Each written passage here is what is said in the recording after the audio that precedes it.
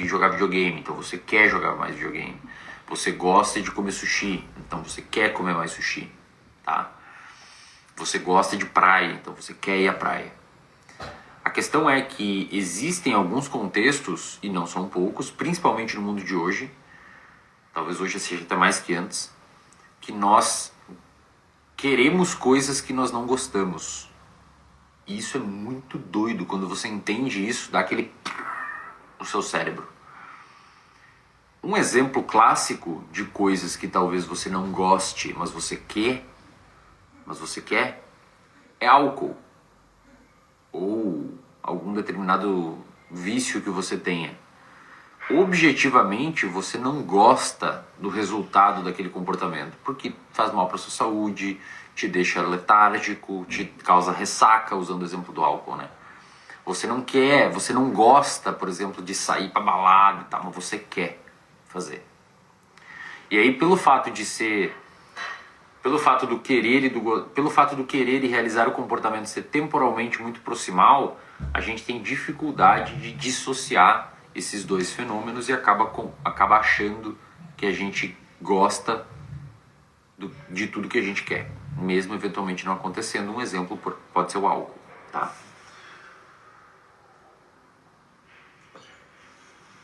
E quando os cientistas vão estudar as regiões do cérebro envolvida com querer e gostar, eles encontraram, isso é um debate principalmente que aconteceu depois dos anos 2000, tá? Começou na década de 90, ganhou força nos anos 2000 e ganhou um pouco mais de força nos anos 2010 para frente. Os cientistas encontraram vias distintas no nosso cérebro para querer e para gostar. O gostar a gente pode chamar de prazer, recompensa, e o querer a gente pode chamar de motivação. Você quer fazer alguma coisa.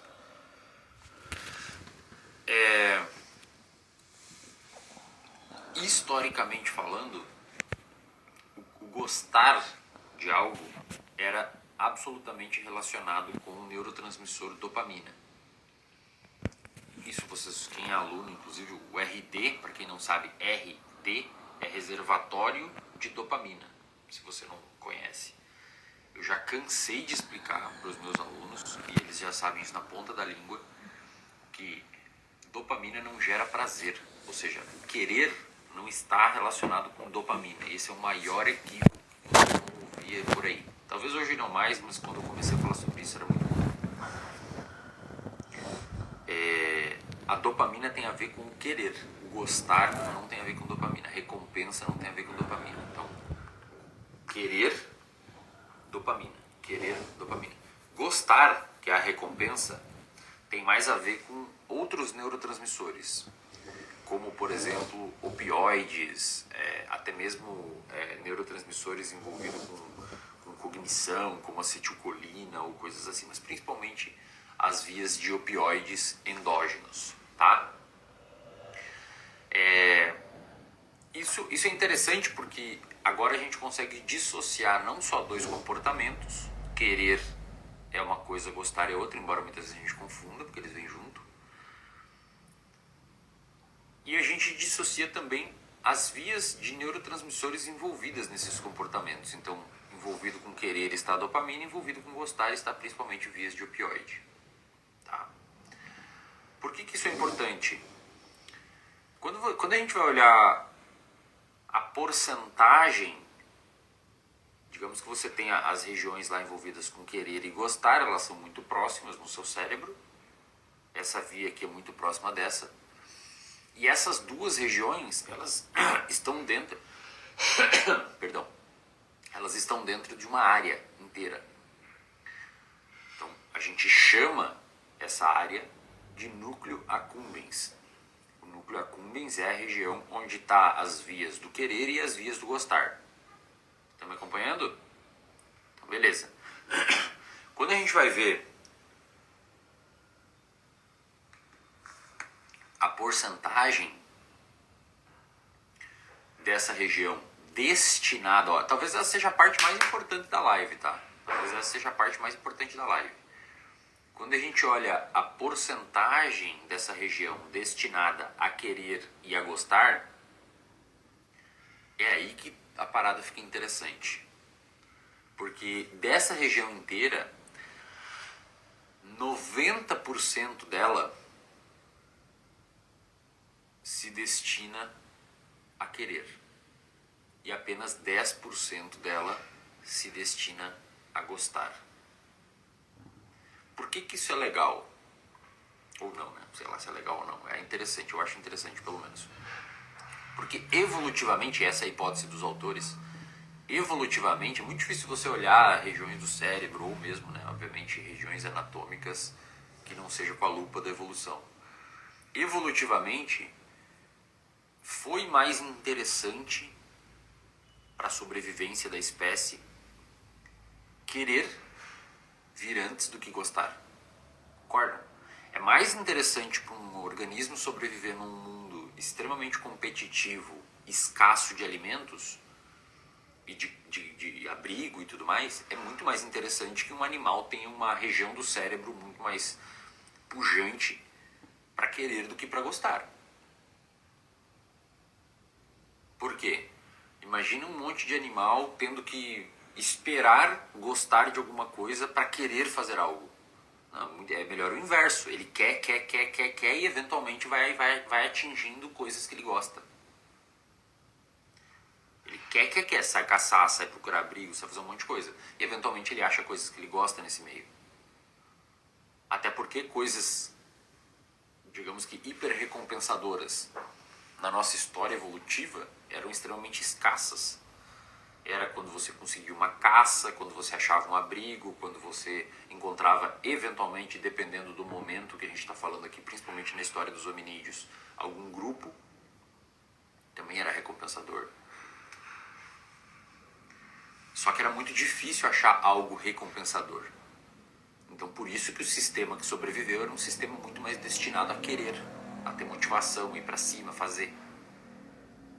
Agora pega esse sistema que é 90% querer e 10% gostar e transporta para o mundo atual, onde a gente tem uma abundância de coisas gostosas, hiperpalatáveis, hiperprazerosas, hiperrecompensadoras. E a gente tem 90% mais ou menos da nossa região envolvida com recompensa e com buscar comportamentos prazerosos, gerando o querer. É óbvio que vai dar problema. É mais ou menos como se você tivesse com o acelerador pisando no fundo, só que antes você estava numa pista reta e muito bem feita. Agora você está numa pista toda cheia de curvas e esburacada. É óbvio que vai dar problema. Então nós, seres humanos, temos uma região do cérebro temos uma considerável parte da nossa região do cérebro destinada ao comportamento de querer coisas. E isso sempre foi bom do ponto de vista evolutivo, porque fez com que a gente buscasse coisas prazerosas num contexto de total escassez.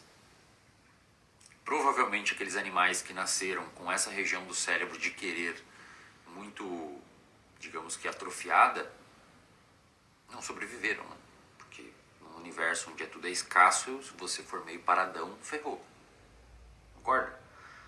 E obviamente aqueles animais que foram buscando coisas selecionaram foram conseguindo sobreviver, selecionaram essa característica cerebral de querer. Fala, pô, Wesley, mas eu sou um cara paradão, eu não quero.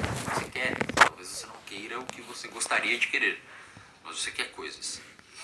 Você quer comida, você quer um monte de coisa. Assistir filme. Então é muito interessante, né, a gente começar a pensar que nós temos naturalmente uma região do cérebro muito envolvida com buscar coisas, enquanto que a nossa região do gostar, ela é um pedacinho. Obviamente, esse gostar, ele é, digamos que construído dentro, ou melhor dizendo, tem alguns critérios que podem favorecer esse gostar. Do ponto de vista exógeno, né, fora de você, quais são esses critérios? se esse comportamento ativa determinadas redes envolvidas com prazer, se esse comportamento até mesmo ativa determinadas redes envolvidas com o próprio querer, motivação, então comportamentos hiperdopaminérgicos. Afinal de contas, a gente tem essa sobreposição em algum grau de querer e gostar. Só que isso pode gerar o assunto dessa live. Tá difícil hoje aqui, hein? Isso pode gerar o assunto dessa live, que é o quê? Você querer fazer coisas e fazer coisas que você não gosta. E aí você diz que você é um impostor. Não, tem um impostor morando dentro de mim. Eu faço coisas, eu quero fazer coisas que são ruins pra mim. E aí você diz que você está se auto-sabotando, que tem um impostor. Por isso que o título da live é isso aqui.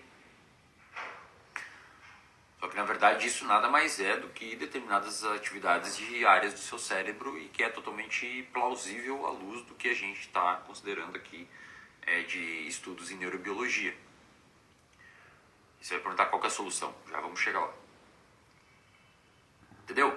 Então a primeira parada é essa, cara. Você tem que entender que você vai fazer coisas que você não gosta. E quando isso daqui surgiu no campo das neurociências, foi digamos que existia um certo preconceito com os achados dessa autora. É uma autora que se chama, deixa eu achar aqui rapidão, Kate Barrett. É uma das autoras que propôs isso inicialmente lá na década de 90. Na época era tudo meio maluquice assim, o pessoal não dava muita moral pra ela. Porque o que basicamente ela tá falando, meu? Não sei se vocês entenderam, talvez os mais ligeirinhos aí entenderam isso. Pessoas com vício, por exemplo, em drogas, muitas vezes elas não gostam da droga. Elas não gostam de gastar o dinheiro em droga, elas não gostam de... elas não gostam de vender as coisas em casa, elas não gostam de terminar relacionamento, machucar as pessoas que ela ama, ela não gosta. Mas ela quer. E aí o que é difícil pro senso comum? Principalmente no Brasil, tá? Porque o brasileiro é muito burro, cara. Desculpa aí, pessoal. Talvez vocês não se enquadrem nessa categoria. Mas de forma geral o brasileiro é ignorante. Sabe? Não é nem ignorante, é dificuldade cognitiva mesmo. Ignorante é você ignorar algum conteúdo. A gente foi mal educado, na realidade. Inclusive, já falei 1000 vezes aqui, tem levantamentos sérios, mostrando que 60%, 64% mais exatamente, da população de uma amostra de 4.000 pessoas, representativa de 20 milhões de brasileiros e feita em várias capitais e estados do Brasil, mostrando que as pessoas não conseguem interpretar um gráfico de correlação. É assustador, assim, cara. Ou seja, são pessoas que sabem ler e escrever, mas não sabem interpretar. São analfabetos funcionais, né? Sabem ler e escrever, não são totalmente analfabetos, mas não conseguem entender a bula do remédio. Então, a pessoa que tem vício na droga, e por isso que é difícil falar desses assuntos, porque o povo tem dificuldade, entendeu? Vou ser um pouquinho mais polido. As pessoas elas têm uma certa limitação no que diz respeito às suas capacidades de raciocínio sobre assuntos um pouco mais complexos. Vou falar um pouquinho mais polido aqui. Porque quando a pessoa fala assim, esse cara é um vagabundo, ele só quer usar droga, vagabundo, isso aí é problema de caráter. Não, cara. Muitas vezes pode ser, tá? Muitas vezes pode ser que a pessoa não esteja necessariamente viciada, mas só quer usar droga e foda-se da sociedade. Mas tem pessoas que objetivamente elas não gostam da droga mais. Talvez no início gostassem, mas hoje elas não gostam. Só que elas querem. Por quê? Porque são duas vias distintas. Entendeu? Quer uma coisa mais autossabotadora ou síndrome do impostor, como popularmente vocês chamam? Que uma pessoa que está destruindo a sua família, os seus filhos estão extremamente, digamos que, mal com esse comportamento do cara ou da mulher, e o cara continua fazendo. Isso sim é ser impostor. Por quê? Porque existe uma dissociação entre gostar e querer. E a pessoa que está com vício em drogas, muitas vezes ela não gosta da substância, mas ela quer. O cérebro dela direciona ela para esse comportamento. tá bom? Pessoas que não conseguem fazer dieta. Muitas vezes a pessoa se arrepende de comer um determinado alimento e fica mal e fala, cara, por que eu fiz isso? Eu não gosto disso daqui. Mas ela vai lá e pede no iFood porque ela quer. Porque existe uma diferença entre esses dois sistemas. As pessoas normalmente, por não saber dessa diferença, falam bobagem. Eu entendo. Entendo. Isso é ignorar, né? Você está ignorando um conteúdo. E... Por quê? Porque as pessoas normalmente acham que é isso. Se a pessoa quer, logo ela gosta. Não é. Pode acontecer, mas não é. Tá? Na maioria das vezes é. Em contextos normais, normalmente a gente quer algo que a gente gosta. Mas em contextos disfuncionais, normalmente a gente quer e a gente não necessariamente precisa gostar. Tá? O que eu ia falar? Então, daí surgem essas ideias de autossabotadores e coisas assim. Né? E no mundo de hoje, onde tem muita coisa hiper prazerosa, você botar um sistema que quer muito algo pode gerar um baita de um problema. Tá? Aliás, vou aproveitar que tem 2.400 pessoas aqui na live. Todas as terças, às 7 da manhã mais ou menos, a gente faz live aqui sobre temas assim, tá? Importantes para o seu desenvolvimento, importante para a sua vida. Essas lives ficam disponíveis apenas por 24 horas. Por quê? Porque esse raciocínio que eu estou fazendo aqui é um raciocínio muito superficial. É um raciocínio muito arranhando uma coisinha de que eu já falo lá dentro do reservatório de dopamina, que é um produto que eu tenho de assinatura, onde você encontra mais de 130 aulas minhas sobre neurociências e comportamento. Aulas dessa forma aqui, neurociências dos vícios, dos hábitos, como mexer nisso. Custa R$ 39,90 por mês do plano anual, é ridículo, R$ 1,00 e pouquinho por dia, não custa praticamente nada, é o hambúrguer que você vai comer no final de semana. E se você quiser se tornar um aluno, basta clicar no link da minha bio, depois da live aqui, e você entrar lá que você encontrará diversas e diversas aulas, além de mais de 13 cursos de outros professores lá, tá? Por isso que eu não deixo essas lives salvas, porque já tem lá dentro, e de uma forma muito mais aprofundada, organizada e fácil de entender. Tá? Aqui é só uma live aleatória que eu nem me aprofundo tanto. E lá você também encontra PDFs, atividades práticas para você botar em um dia aí, botar aí na sua vida para mexer nesses comportamentos. Pois bem, aí você vai falar, cara, mas como é que eu consigo entender o que eu tenho que fazer para... Primeiro, se você é uma pessoa que tem algum vício, que está disfuncional aí na sua vida, procura tratamento. Né? Não é numa live que você vai resolver o problema, não é no RD que você vai resolver o problema. Tratamento é uma coisa diferente. Agora, se você está aqui para buscar autoconhecimento e querer melhorar alguma coisa na sua vida, o que eu sugiro que você faça? Eu sugiro que você, lembrando, não estando num contexto de doença, né? Eu sugiro que você faça um levantamento dos seus valores e saia um pouquinho do automático. Porque hoje nós vivemos muito no automático, por conta justamente desse mundo hiperestimulante que a gente tem. A gente acaba vivendo no automático, o ano passa e a gente percebe, nossa, já é agosto. E você segue fazendo os mesmos comportamentos que machucam você. Então o que eu sugeriria para você, se você não precisa de um tratamento? Faça um levantamento dos seus valores. O que não é negociável para você? O que é negociável para você? As pessoas não fazem mais isso. As pessoas não param hoje para pensar o que é importante para elas e quais são os valores que elas têm. Vou dar um exemplo. Para mim, um dos meus valores é paz. Paz é um valor muito importante na minha vida. E todas as decisões que eu for tomar, elas necessariamente precisam ser condizentes com esse valor. Então eu vou entrar num relacionamento, eu tenho que conhecer a pessoa o suficiente para entender se essa pessoa vai prejudicar ou não a minha paz. Se ela for prejudicar a minha paz, eu não entro nesse relacionamento, seja um relacionamento amoroso ou seja um relacionamento de amizade. Me chamaram para fazer determinada coisa, um evento, qualquer coisa. Se isso for atrapalhar a minha paz, eu nego. A não ser que seja num caso, obviamente, de necessidade ou por conta financeira ou alguma coisa assim. Felizmente eu fiz o dever de casa durante a minha vida investi o meu dinheiro, que inclusive na Edro Investimentos, escritório da IQI, e hoje eu consigo viver de renda se precisar. Então isso me dá mais liberdade ainda e flexibilidade de sustentar os meus valores que eu desenvolvi na minha vida. Inclusive, quando eu decidi começar a investir o meu dinheiro, essa decisão foi exatamente pautada dentro desse valor. Cara, eu quero ter paz. Paz é um valor importante para mim. O que eu preciso para ter paz? Dinheiro. Dinheiro é uma coisa que me dá a possibilidade de dizer não para coisas que tiram a minha paz. Então eu fiz todo um cálculo e falei, bom, preciso ter dinheiro investido porque isso é uma coisa que vai subsidiar, digamos assim, a minha paz. Na medida em que eu puder dizer não e minha vida se tornar mais previsível.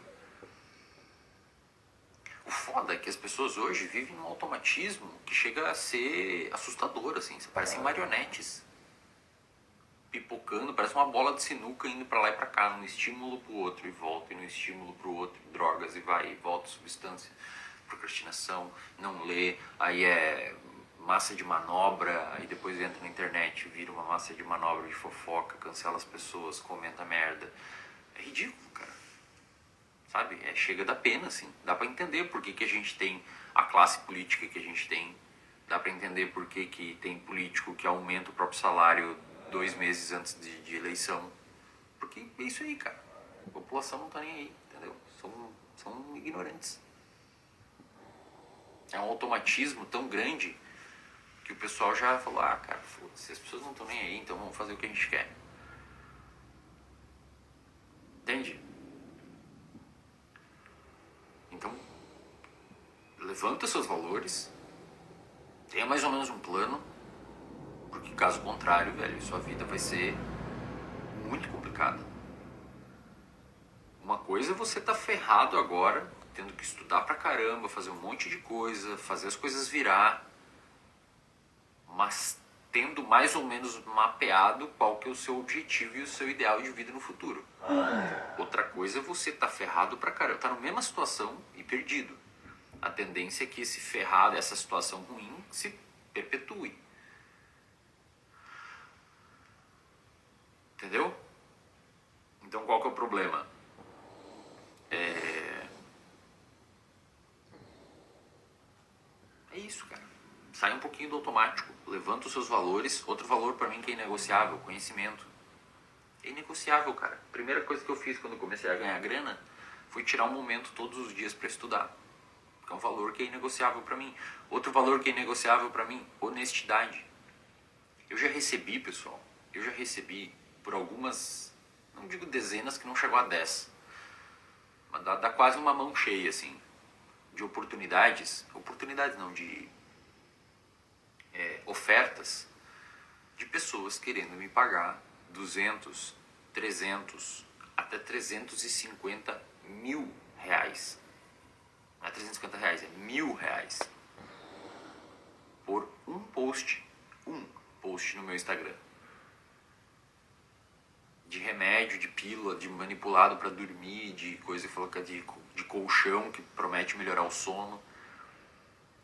Um post. E cara, eles falam, você precisa deixar o post de 48 horas e botar um link no tua bio.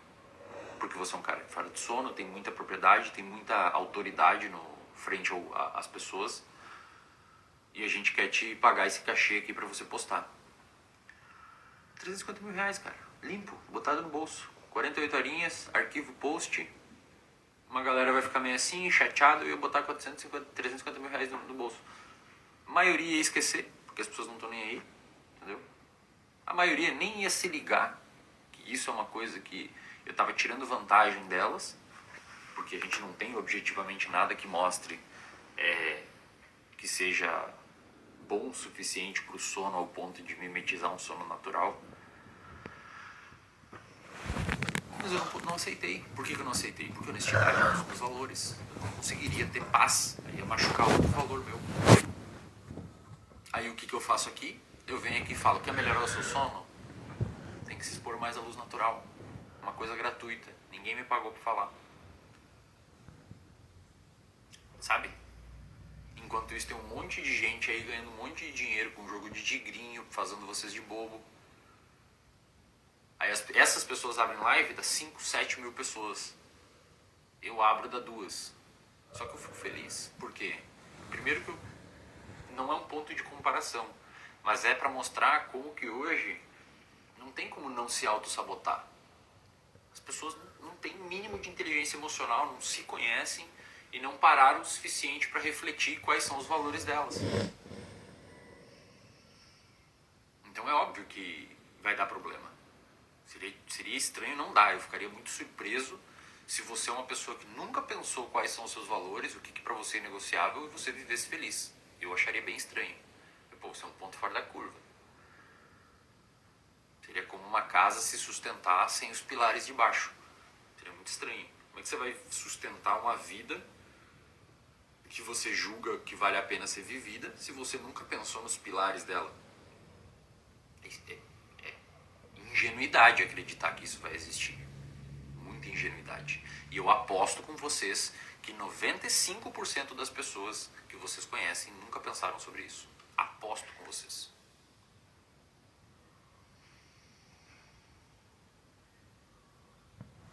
Entende? Então, como honestidade é um valor importante para mim, tudo que eu faço vai de acordo com esse valor.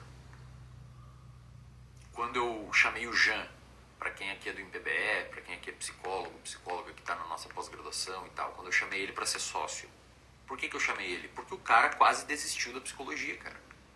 Porque ele estava se achando um charlatão antes de trabalhar com psicoterapia que de fato funciona. Eu falei, pô, esse cara é honesto. Ele está de acordo com os valores que eu tenho na minha vida. Vou chamar ele para ser meu sócio. Quando eu entrei de sócio na Edro Investimentos, eu fiz uma reunião com todos os sócios da Edro e falei, ó, a gente vai trabalhar em cima da experiência do cliente, fazer um bom atendimento no cliente e não quero saber de ninguém enfiando COI igual abaixo aqui dos clientes. Vendendo COI de todo a rodo para ganhar comissão de assessor, como algumas pessoas fazem por aí. Fechou? Fechou? Tá no contrato? Tá no contrato, então vamos assinar. Eu sou sócio há algum tempo já. Eu só divulguei isso daqui para vocês que têm interesse em fazer investimentos financeiros e tal. Eu só divulguei depois que a gente contratou mais assessores, sabendo que você seria atendido. Então, a clínica BeHealth, a gente tem quase 100 profissionais lá da psicologia e a gente expandiu muito devagar. Por quê? Porque a gente queria ter certeza que o atendimento estava sendo de qualidade. Porque o profissional está dando a esperança dele, o paciente está dando a esperança dele nas mãos do terapeuta. O terapeuta tem que ser bom. Inclusive chamei o Zé Siqueira, que é um excelente clínico, um baita profissional, para ser diretor técnico da BeHealth. É o cara que treina os terapeutas, que tem certeza que está saindo uma terapia de excelência.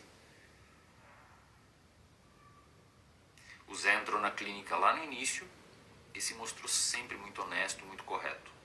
Então esse é um valor que eu tenho. Então assim, é mega importante que vocês reavaliem isso na vida de vocês, levantem os valores que vocês têm, porque aí vocês vão começar a ter mais substrato para tomar decisões com base em critérios que façam sentido para o seu repertório aí de alegria, de paz, de felicidade, de bem-estar. Senão você vai viver nisso daqui, cara. Senão você vai viver nisso daqui. E aí a chance de você criar uma rotina que seja absolutamente disfuncional para você dentro de um mundo hiper recompensador é enorme. Seria estranho se não fosse assim. Você vive no piloto automático, num mundo que te puxa para todo lado para você ter comportamentos disfuncionais. Seria estranho se você não tivesse. Você seria de alguma forma um super-homem, né? Seria o super-homem do Nietzsche.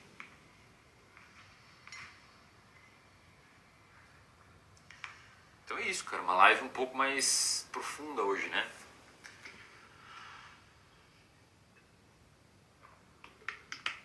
Vou deixar um dever de casa para vocês. Para quem quer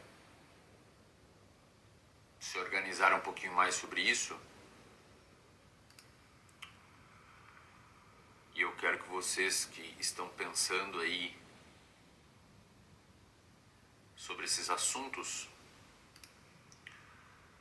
eu quero que vocês tenham a experiência e o acesso a isso daqui, ó. Deixa eu achar. Esse aqui, ó. Eu quero que vocês tenham a experiência e o acesso. E vou te falar de verdade, isso daqui pode ser um game changer na sua vida, tá?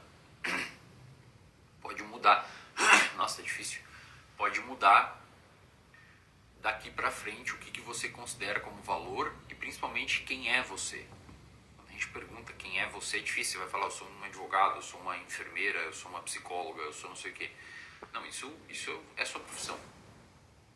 Você pode falar, eu sou ansioso. Não, isso é um estado que você está eventualmente. Você estar aquilo. Essa reflexão, ela é muito profunda, é difícil, mas necessária de fazer. Eu vou te fazer um convite neste momento. Se você não quiser aceitar, não tem problema, mas estou fazendo a minha parte. Não adianta só fazer um monte de reflexão, estou fazendo a minha parte. A aula 130 já está disponível no reservatório de dopamina. É uma aula que saiu em julho, agora mês passado. E é uma aula intitulada Você não é algo, você está algo. É uma aula de 21 minutinhos. Tem os PDFs interativos para você baixar e preencher, tá? Essa aula aqui, eu faço toda uma reflexão com base principalmente na terapia de aceitação e compromisso, que é uma terapia que tem uma filosofia por trás muito bonita e muito bacana, muito bem estruturada dentro da ideia de self, de eu, né? Quem sou eu? E dentro dessa aula eu faço uma reflexão sobre justamente esses levantamentos de quem é você, se você é um empresário, será que você não está sendo um empresário só, mas quem é você de fato, você como pessoa, o seu eu. Você é uma pessoa ansiosa, você é uma pessoa agressiva, você é uma pessoa viciada, quem é você? Essa aula é a aula 130, tá? E eu sugiro fortemente que você assista. Se você é aluno, deixa eu ver se tem aluno aqui. Se você é aluno, tem algum aluno aqui do reservatório de dopamina? Se você é aluno do reservatório de dopamina, assista a aula 130, está lá disponível para vocês já. E se você quiser complementar ainda mais o seu ensino, o seu aprendizado, assista também a aula 126, tá? Que é cultura e comportamento. Vocês vão entender lá a ideia de como esses contextos influenciam o nosso comportamento. Ó, tem um monte de aluno aqui. Então assistam a aula 130, façam os PDFs, preencham os PDFs.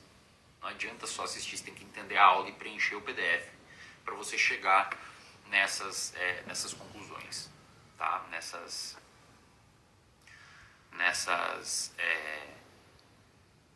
Chegar nessas conclusões que a aula vai te proporcionar aqui, que pode ajudar o seu norte aí de entendimento sobre o seu eu, levantamento dos seus valores e tentar evitar que você fique fazendo essas autossabotagens o dia inteiro, tá?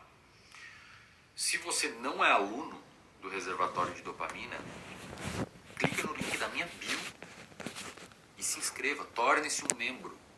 São mais de 130 aulas minhas sobre